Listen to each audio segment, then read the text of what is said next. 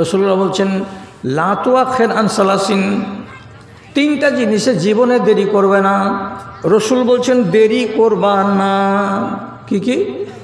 যদি আজান পড়ে যায় তখন বলিও না যে কাপড় তিনটা আগে সাফ করি, তারপরে গোসল করি, তারপরে নামাজ পড়ি। ফেলে দাও কাপড়কে, আগে নামাজ আদায় করো। নামাজের সামনে তাকে লেট করা যাবে না কাজের বাহানায়। এক। 2 নম্বরে রাসূলুল্লাহ বলছেন ওয়াল জানাজাতু ইজা হাজারাত, যদি গ্রামে বা বাড়িতে কোনো মাইয়াত হয়ে যায়, কেউ মানুষ মরে যায়, খবরদার তাকে দেরি করবে না। আজকে বেলা 10টাতে মারা গেল, মাটি হবে কখন? বলছে আগামীকাল 10টার সময়। এত লম্বা টাইম কেন করলে? উত্তর আসবে কি যে বড় ছেলেটা হায়দ্রাবাদে থাকে, বাপের বড়ার খবর শুনে প্লেন ধরেছে, রাত 8টার সময় কলকাতাতে নামবে, রাত 8টার সময় 9টার সময় রাধিকাপুর এক্সপ্রেস ধরে সকাল 7টার সময় এখানে নামবে, তারপরে ট্যাক্সি ভাড়া করে বাড়ি আসবে, বাপকে দেখবে, তারপরে বাপকে মাটি দেবে। একটা ছেলে আছে হায়দ্রাবাদে, তার জন্য তার বাপকে 24 ঘন্টা মরে যাওয়ার পরে খাটলাতে শুইয়ে রেখে দিচ্ছে। করা যাবে না। কেন যাবে না? ইমাম তিরমিজি সাফ করে হাদিসটাকে নিয়ে এসেছেন। যদি নেককার হয়, যদি নেককার মানুষটা হয়, তাহলে তাড়াতাড়ি তাকে তার আরামের জায়গায় পৌঁছে দাও। এটা হলো তার কবর, জান্নাতের ঘর। জান্নাতে যেতে আটকে রেখেছো কিসের জন্য তুমি? এটা তুমি হলে নরাধম। তারপরে তিনি 2 নম্বর কারণ দিয়ে বলছেন, লোকটা যদি জালিম হয়, মদখোর হয়, সুদখোর হয়, মাগিবাজ হয়, লম্পট হয়, সে যদি বদ্দিন হয়, তো তুমি জানো এই লোকটা মরার পরে সে কবরে আরাম পাবে না, জাহান্নামে তাকে যেতেই হবে। তাহলে একটা নরাধম একটা কবরে যাওয়ার পরে জাহান্নামী হবে, এমন কপাল পোড়া মানুষটাকে কিসের জন্য নিয়ে তুমি বসে আছো বাড়িতে? ঘাট থেকে বসাটাকে তাড়াতাড়ি করে নামাও, ভালো হলেও নামাও, মন্দ হলেও নামাও। মাইয়াতকে ফেলে রাখা দীর্ঘক্ষণ যাবে না। কতক্ষণ রাখবেন? খাল খুঁড়তে যত টাইম লাগে, বাঁশ কাটতে যতটা টাইম লাগে, গোসল দিতে যতটা টাইম লাগে, কাফন ছড়াতে যতটা টাইম লাগে, এতটুকুই টাইম দিতে হবে, তার বেশি টাইম দেওয়া চলবে না। 2 হলো। 3 নম্বরে রাসূলুল্লাহ বলছেন বলে আইয়েমু ইসা বালাগাত, মেয়ে ছেলে যদি বাড়িতে সাবালিকা হয়ে যায়, বেটি হোক, ভাতিজি হোক, বোন হোক, তাড়াতাড়ি করে তার একটা রিশতা দেখে নিতে হবে। এবং তকদির তুমি দেখতে পারো না, শুধু বাহ্যিক নজরে ভালোটাকে দেখার পর কোনো না কোনো জায়গায় একটা রিশতা করে দাও। সংসারের হাল ধরবে, মেয়েটা নিজের জীবন গড়াবে, এই জন্য তাকে সাবালিকা হওয়ার পরে আটকাতে হবে না। তাহলে বুঝলাম সুযোগ হাতছাড়া করতে গেলে হচ্ছেটা কি? আমাকে আফসোস করতে হচ্ছে আরেকদিন। আমি ইবাদতে দেখলাম, নমাজে গিয়ে যে বড় খেসারত দিচ্ছে হাসরের মাঠে, আর এই দুনিয়ার মামলাতে এসে দেখলাম বিবাহতে গিয়ে অনেক লোককে খেসারত দিতে হচ্ছে যে আমি মনের মতো পাত্র পাচ্ছি না বা মনের মতো পাত্রী পাচ্ছি না। দাদারে, সুযোগ হাতছাড়া করবেন না। আমি আপনাকে পরের কথাটা বলছি। হযরতে আবু সুফিয়ান রাদিয়াল্লাহু তাআলা আনহু আর আমর ইবনে আস আর সুহাইল ইবনে আমর, এই 2 জন সাহাবী উমর রাদিয়াল্লাহু তাআলা আনহুর দরবারে মদিনাতে কথা বলার জন্য এসেছেন। এমনি করে নক করলেন বাড়ির দরজায়। জিজ্ঞেস হলো কে? তো বলছে আমরা আবু সুফিয়ান এবং সুহাইল ইবনে আমর, আপনার সাথে কথা বলবো। তো হযরতে উমর তৎক্ষণাৎ ভিতরে আসার অনুমতি দিলেন না, যে আপনারা অপেক্ষা করুন বাইরে। তাহলে বসে আছে গাছতলায়। যা বেলাল সুম্মাস্তা আজানা, তার 15 মিনিট পরে কোন দিক থেকে হাঁটতে হাঁটতে হযরতে বিলাল এসে হাজির হলেন। ফাস্তা আজানা, আস্তে আস্তে করে ঘরের দরজায় খটখট খটখট করে আওয়াজ দিলেন। ভিতর থেকে আওয়াজ এলো, কে? বললেন আমি বিলাল বিন আবি রাবাহ। যেমনি বিলাল নামটা শোনা, খারাজা উমরও মুতাহাল্লিলান, হযরতে উমর সাথে সাথে বাড়ির ভেতর থেকে হাসতে হাসতে হাসি মুখে বেরিয়ে চলে এলেন। কপাটখানা খুলে বাইরে এসে হযরতে বিলালের ঘাড়ে হাত দিয়ে হাত দিয়ে বন্ধুর ঘাড়ে যেমন মানুষ হাত দেয় ওই রকম করে তার ঘাড়ে হাত চাপিয়ে দিয়ে এক পা দুপা করে দুইজনে হাঁটতে হাঁটতে ভিতর দিকে চলে গেলেন। আগে অনুমতি কে চেয়েছিল?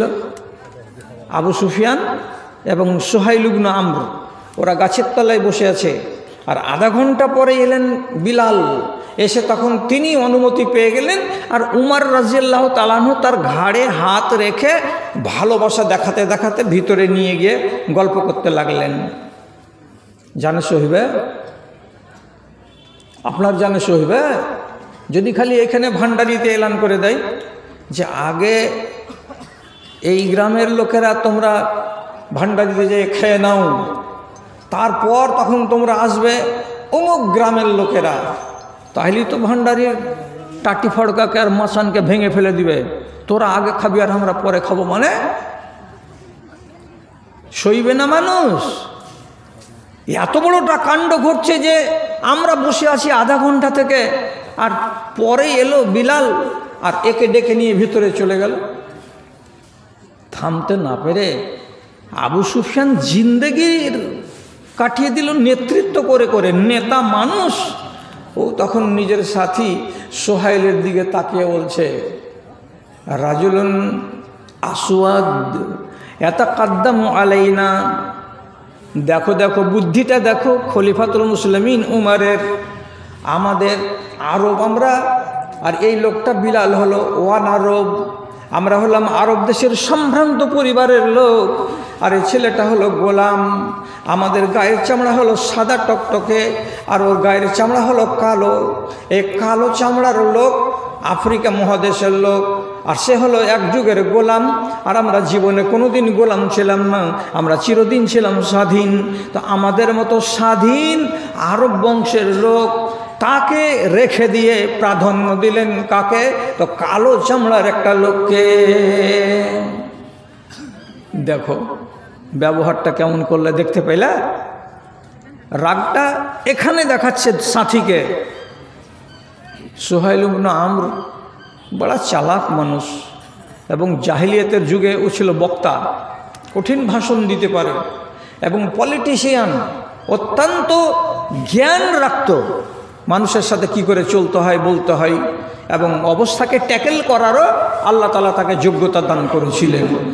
ইসলাম কবুল করেছে, করার পর আজকে এই ঘটনা হচ্ছে।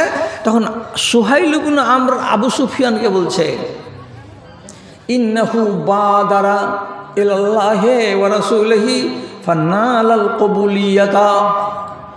হে আবু সুফিয়ান, বেশি ফেচার ফেচার করিও না, বেশি টেন টেন করিও না, চুপচাপ বসে থাকো। যখন ডাকবেন উমার তখনই যেতে হবে। আমাদের দুইজনের আগে চলে গেল বিলাল, তার জন্য দুঃখিত হওয়ার কি আছে, আপত্তি করার কি আছে? কেন যে হযরতে বিলাল তার রবের ডাকে তাড়াতাড়ি সাড়া দিয়েছে। তাড়াতাড়ি সাড়া দেওয়ার কারণে তার কপালে জনপ্রিয়তা আল্লাহ তাআলা লিখে দিয়েছেন। এবং তুমি আর আমি আল্লাহর আমাদের রবের ডাকে সাড়া দিতে সময় নষ্ট করেছি, আমরা দেরি করেছি, আমরা সুযোগকে বরবাদ করেছি, সুযোগকে হাতছাড়া করেছি, যার কারণে আমাদের সম্মানটা পিছন দিকে পড়ে থেকে গেছে। জানো ও কয় নম্বর মুসলমান? এমনি এমনি করে দুজনে দেখে গুনে টুনে বলছে, ই তো মক্কার প্রারম্ভিক কালের 5 নম্বর মুসলমান, আবার কোনো কোনো ঐতিহাসিকের মতে 4 নম্বর মুসলমান। তাহলে ইয়ে হলো 5ম মুসলমান। কত তাড়াতাড়ি ঈমান কবুল করেছে এক। আর তুমি আর আমি কবে কবুল করেছি? তো শিখেলেন, হিসাবটা মনে রাখবেন। 13 বছর নবীজি মক্কার জীবন কাটিয়েছেন। আবু সুফিয়ান ঈমান আনেনি, সুহাইল ইবনে আমর ঈমান আনেনি। 13। তারপর হিজরত হলো। হিজরত হওয়ার পরে 6ষ্ঠ সালের শেষের দিকে মক্কা যাচ্ছিলেন রাসূলুল্লাহ, আটকে দিল মুশরিকরা, দিব না ঢুকতে মক্কায়। শেষের বেলায় ওই 7ম হিজরি সনে চুক্তি হলো, সন্ধি হলো। কি বলে সন্ধি হলো? সারা দিন মাজা ঘষা করতে করতে করতে করতে সন্ধ্যার দিকে যদি চুক্তিটা হলো, তো মুসলমানেরা এই কাফেরদের সঙ্গে চুক্তি করছে কি বলে, তো শুনে দেখেন কেমন লাগে।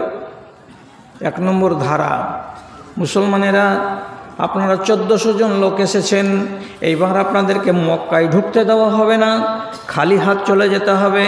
উমরা করবেন বলে এসেছেন, তওয়াফ করতে সুযোগ দেওয়া যাবে না, এবার চলে যাবেন, আগামী বছর আসবেন। 1। 2 নম্বর, আগামী বছর আসবেন তো মাত্র 3 দিন থাকতে দেওয়া যাবে, এর বেশি মক্কাতে থাকতে দেওয়া যাবে না। 2। 3 নম্বরে বলছেন আসবেন তো আপনাদের সাথে অস্ত্র, তরবারি, বল্লম, লাঠি, সোডা এগুলো থাকবে না, খালি হাতে আসবেন আর খালি হাতে এখান থেকে তওয়াফ করে চলে যাবেন। 3 নম্বর। 4 নম্বর হলো কি, 4 নম্বরটা কি, এই সময়ের মাঝখানে যদি কোনো একটা লোক আমাদের মক্কা থেকে মদিনা চলে যায়, আপনি ফিরিয়ে দিয়ে দিবেন আমাদের লোককে। আর কোনো একটা লোক যদি মদিনা থেকে ফিরে চলে আসে মক্কায়, তাহলে আমরা সেই লোকটাকে ফিরিয়ে দেব না। ইনশাআল্লাহ এত হাইন্ঠা শর্ত মানা যায়। কোনো লোক মক্কা থেকে মুসলমান হয়ে যদি মদিনা চলে যায় তো তুমি ফিরিয়ে দিবা, আর যদি কোনো লোক আমাদের মদিনা থেকে পূর্বেকার দিনে ফিরে মক্কা চলে আসে তো ঘুরিয়ে দিতে হবে। সোজা সোজা বলতে হবে কি, আমি যেমন ঘুরিয়ে দিব তুমি তেমন ঘুরিয়ে দিবা। বলছে না, আমরা যেতে দিব না, আমাদের চলে গেলে ফিরিয়ে দিতে হবে। এত হ্যান্ডটামো শর্ত সব লেখা হলো। লেখার কালে ওপরেই লেখছে সন্ধির উপরে বিসমিল্লাহির রহমানির রহিম। যেমনি বিসমিল্লাহির রহমানির রহিম লিখতে যাওয়া এই সুহাইল ইবনে আমর তখন নবীজিকে ডেকে বলছেন, যদি বিসমিল্লাহির রহমানির রহিমকে আমরা মানি তো কোনো কথা নাই, কিন্তু আমরা বিসমিল্লাহির রহমানির রহিম লিখি না, এটাকে আমরা পড়ি না, এটা আমরা মানি না।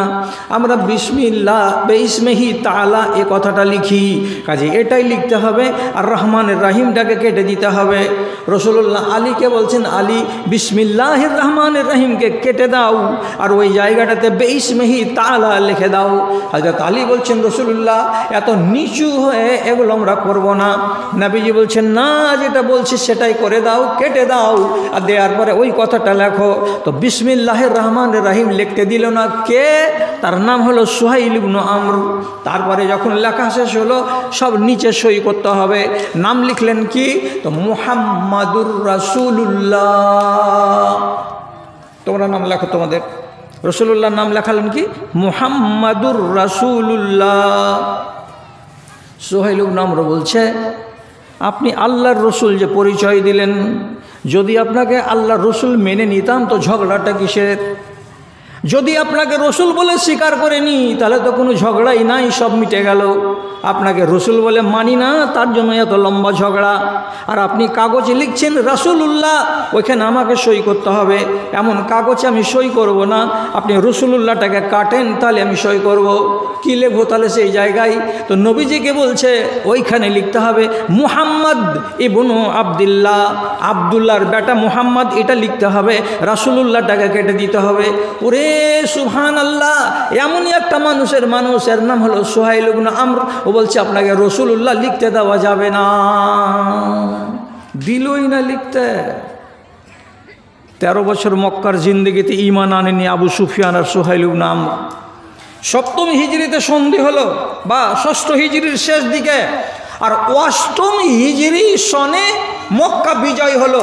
আর মক্কা বিজয়ের দিন এই দুজনই লোক এসে রাসূলুল্লাহর খিমা আছে মাঠে এক জায়গায় লাগানো, ওইখানে যে চুপি চুপি আড়ালে গিয়ে হাতে হাত দিয়ে ঈমান কবুল করছে। তাহলে হিজরতের পরে হলো 7 বছর, আর মক্কার জীবনের হলো 13 বছর। 13 আর সাথে কত হলো? 20 বছর।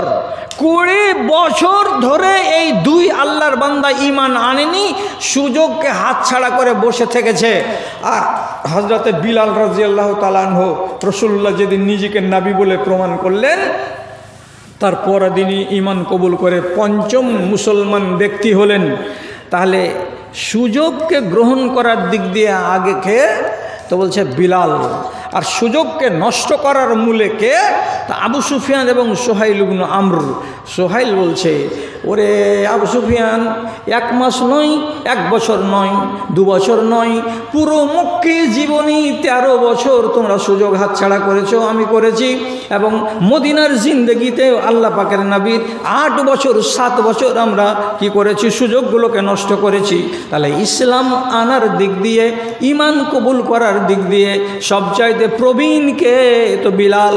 আর আমরা কতদিনের নতুন? তো বলছে 18-20 বছরের আমরা হলাম পরে। কার ইজ্জত বড়?